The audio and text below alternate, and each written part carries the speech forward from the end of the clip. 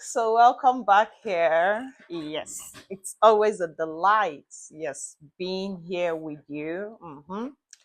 It's always a delight being here with you. And today we should be looking at age appropriate skills, right? Age appropriate skills. Age appropriate skills that our children should at each time of their life acquire. Let's not parent just for parenting's sake. Are we setting a target? Is there a goal? Like um moving from this level to this level, I would like to achieve this goal. What goals do we set for ourselves? Okay, so we'll be looking at age appropriate skills, age appropriate skills for our children at every given stage of their lives. They should be able to acquire a skill. Sometimes we look at these skills from the cognitive development, we look at them from the physical development, and then we look at them from the emotional development. All of those things, I'm going to be breaking them down into our daily activities, the things that our children should be doing day to day as they progress in their growth journey, as they progress in their growth journey, as they move, as you know, the journey through child development. These are the things that they are supposed to acquire as they go along. So basically, what would we define age appropriate skills to be? In this video, we shall be exploring various skills, various skills. Age appropriate skills are basically those things that our children should have known how to do, should have learned at age 1, at age 2, 3, 4, 5. There are things that they ought to ordinarily have known, so that we don't just parent open-endedly. We should be parenting with a target. We should be parenting with a goal, right? So we are going to be looking at that. Okay, so the age appropriate skills that our children should acquire. We're not going to leave out our little babies, right? We're not leaving them out at all. So we're going to be starting from 0 to 12, 0 to 12 months old, 0 to 12 months old. At this stage, basically, is for the child to be able to begin to smile at familiar voices, right? So when they hear a voice that they recognize, they should beam a smile. When they hear a voice that they recognize, they should be able to direct their eyeballs to that direction where the voices are coming from, right? That's basically what will be what we are expected of, so that we don't parent, open-endedly. At each stage, we should have a target. What are we looking at? What should our children uh, what should they have acquired by a certain age? So voice recognition, familiar voices, smiling to recognized voices, and then making some kind of gestations, calling out or stretching their hands towards known faces, right? Known faces.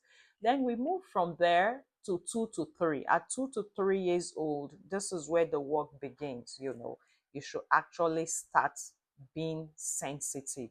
But remember, our children are unique in their own ways. So the pace of child A should not be a yardstick for child B. Do you understand? They cannot grow at the same pace. They are all unique in their own way. So our children cannot grow at the same pace. But what we shouldn't take away from the back of our minds are the progresses. Are we actually making progress with our children? Are they themselves making progress? As long as they are alive, as long as they are breathing, they are making progress. But those age appropriate progress is what we are talking about. So at age 2 to 3, you should be able to, demonstrate cleaning up. How do you start? Am I saying the child should begin to clean the toilet, clean the rooms? No. So at that stage 2 to 3 is basically play and play and play and play and play that our children are playing. So the moment they finish playing, when they have played enough and you feel that they would have been done with playing, what you do is you model the cleaning up.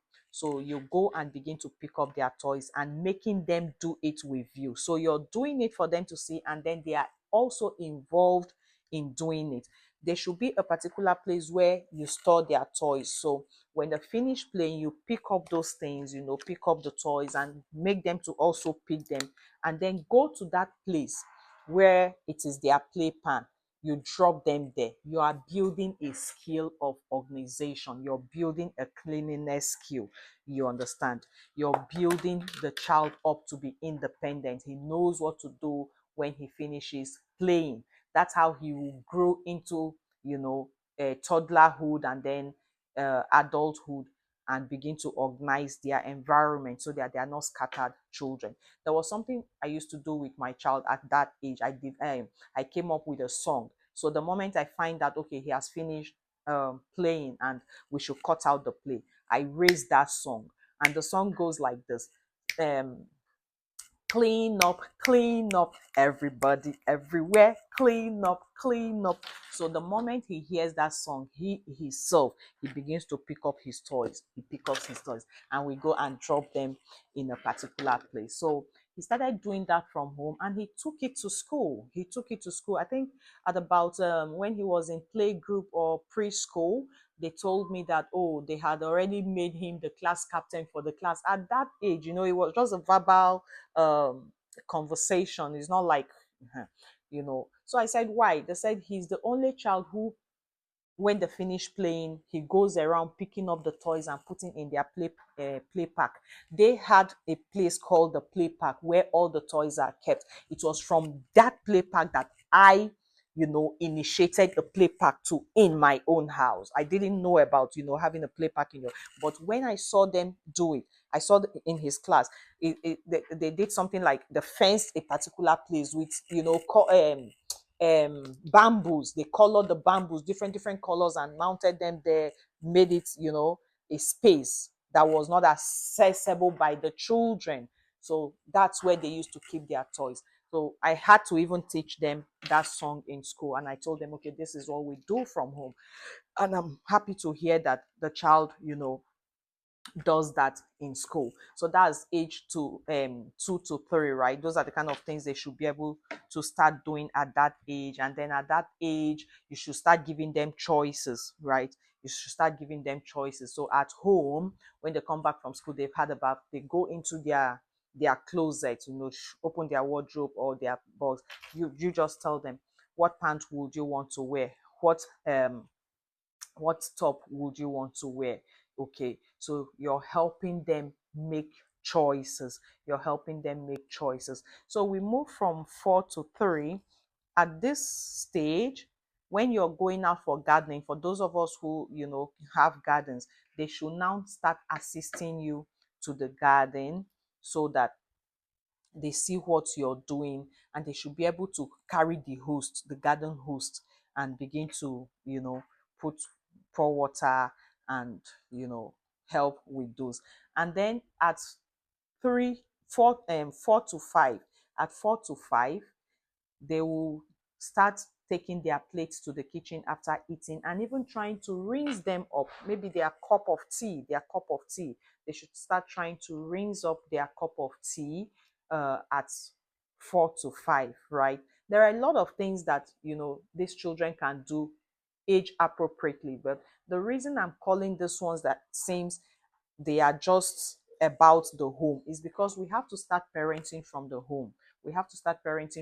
Before we get outside, right? So I'm not saying these are the only things they can do at that age, but I'm giving you these little ones so that you know that there are other things you on your own you could read up or find more videos in this channel, because I talk about these things a lot, to see that your children can do XYZ age appropriately, right? So at 4 to 5, they should start rinsing their cups. I had said so.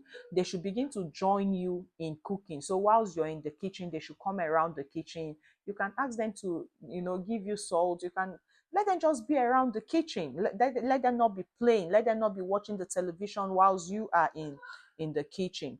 They should now start trying to make their bed with supervision. Just straighten the bed sheets, or things like that. Get them involved at home. Then most importantly, at this age of 4 to 5, when you come back from the shop, from shopping, they should begin to help in bringing out things from the car, the groceries from the car. Okay, they should begin to help with bringing out groceries from the car.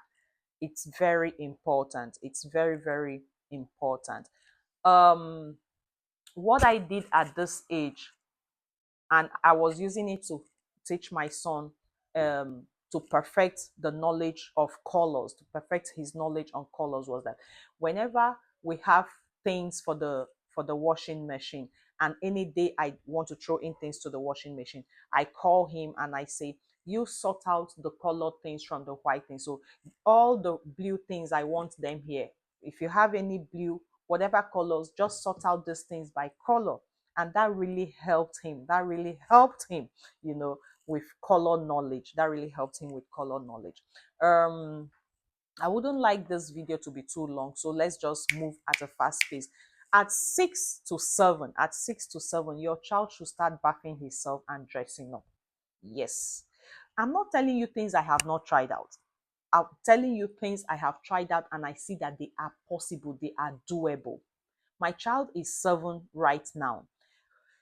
I know that I will not allow him to, be giving himself a bath all through the week, but 2 times or 3 times a week, I allow him give himself a bath, both in the morning and in the evening.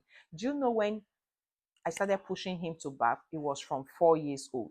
He started by rubbing his stomach, plenty of soap here. The back will be so dry, there will not be water on his hair. We started like that until now he is 7.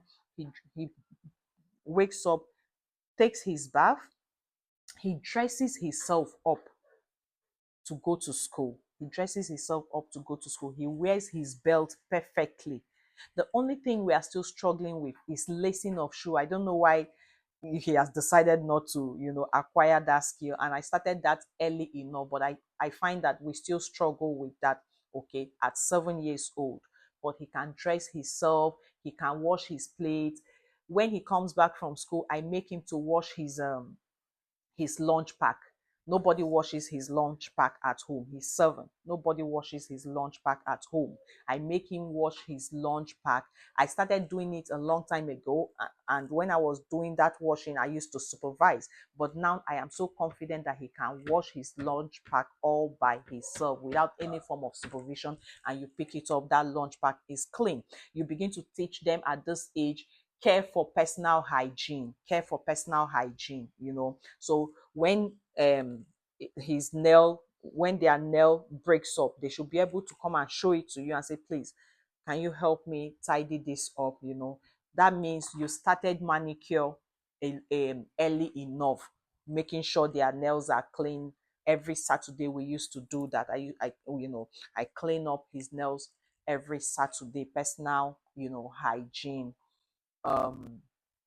At 6 to 7, 6 to 7 is very critical for our children.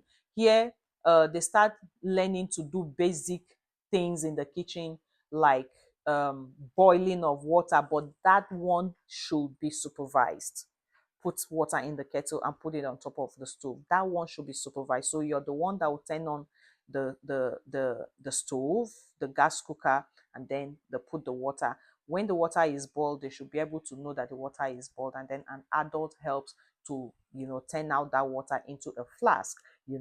At this age, they should be able to start making their tea and their cereals. 6 to 7 years, tea and their cereals. That I'm not telling you things that are abstract. I'm telling you things I have tried out, and they are working. They work for me.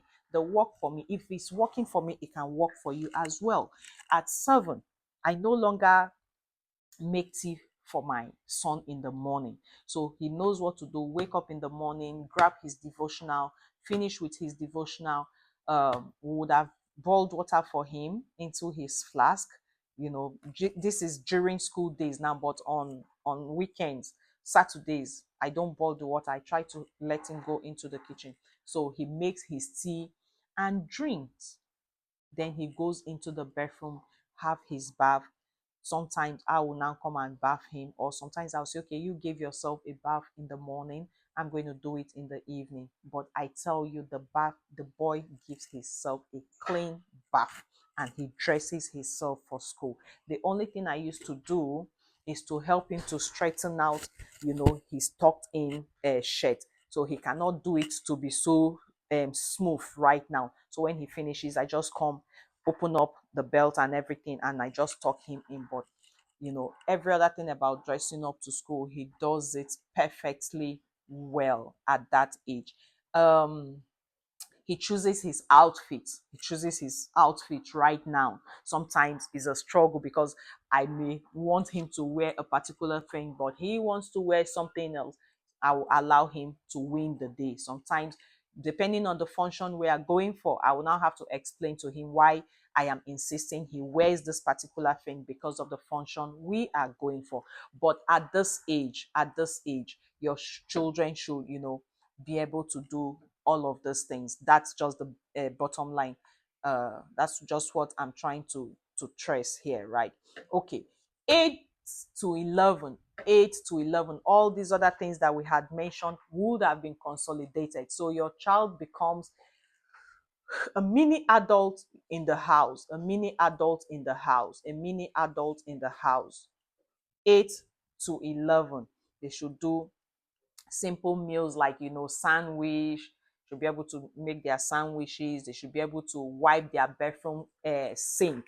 They should be able to wipe that. They should be able to fold and hang their laundry at this age. Should be able to fold and hang their laundry. They should be able to take care of their own personal hygiene, consolidate on personal hygiene at this age. At this age, they should be able to become aware of making sure that their belongings are safe, taking care of their properties, especially when they go to school. You don't want to have a child that you're replacing pencil almost every day at age 8. No, no, no. So they should be able to now know that, okay, this is my property. I have to keep my property safe. I don't want to lose my property and all of those things. They should now be responsible for their assignment. You had followed up all through these years, guiding them in their assignments. By this age, they should now sit down. They should know when to go and pick up their books, do their homework, and then bring for you to look at what they have done. If there are any corrections, you send them back to go, okay, look at this, look at this. Why don't you think like this? Why don't you think like this? Okay. 12 to 15. 12 to 15. At 12 to 15, your parenting is almost coming to an end. I tell people, while you say we parent open-endedly, you can never stop parenting, but you have 18 years of active parenting. 18 years of active parenting. When your child hits when your child hits 18, he becomes an adult.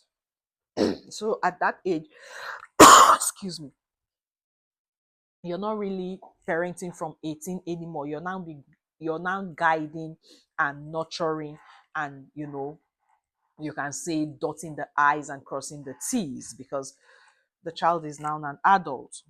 He's now responsible for his own actions. So what are we expected of them to do at 12 to 15? At 12 to 15, they should be able to do their laundry, they should be able to clean bathrooms, they should be able to wash their cars. The car own now with an assistant, okay, you should be able to babysit younger siblings at 15. Why not? At 13, why not? At 14, why not? At even 12, why not? Babysit younger siblings, yes. They should be able to, clean the kitchen sink, make sure there are no dishes stacked in the kitchen. They should be able to clean their windows, clean the refrigerators, do some of this, household things. And then you know that, yes, you have parented with goals, you've parented with targets. Okay. So if there is anything that is, jumping at you as I'm speaking and you want to share with us, I always say that the comment section is your own space where you can speak back to me. I'm open to learning always, always on any topic. So you can put something down there for me to look at, or if you have a question you want to ask on age appropriate skills, we have age appropriate skills, we have age appropriate language as well. The age appropriate language video is going to be coming later on, in the future, but let's just stick with this. Always, always, always come with your comments, your questions, or even if it's objections. Okay, I'm always open to learning. Remember, in this channel, what we advocate is what? Parenting wholesomely. And before you can parent a wholesome kid, you also have to be a wholesome parent. And how are you a wholesome parent? By putting all of those things I try to point out to you into perspective, right? That's the only way you, as a wholesome parent, can parent a wholesome kid.